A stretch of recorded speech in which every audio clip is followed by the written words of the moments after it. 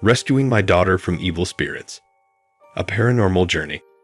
I used to reside in Ambridge, Pennsylvania, approximately 30 minutes north of Pittsburgh. The structure is almost 100 years old and is located adjacent to a funeral home. I should also mention that I have a kid who lives with me half of the time and with her mother the other half.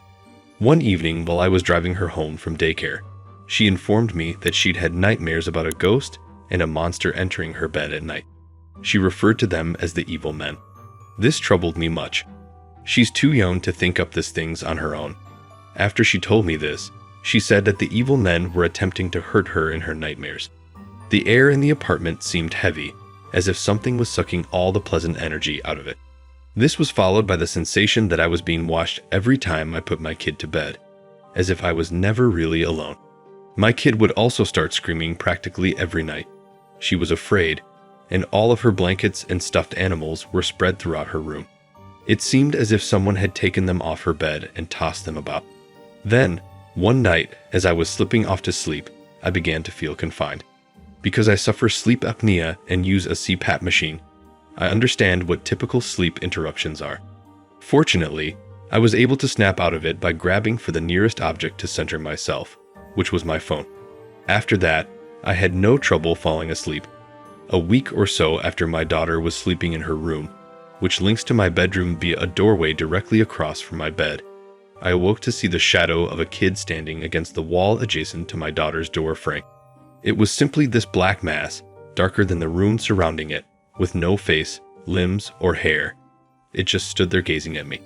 My daughter's door was still shut, and the figure was on the side that would be hidden by the door if it were open.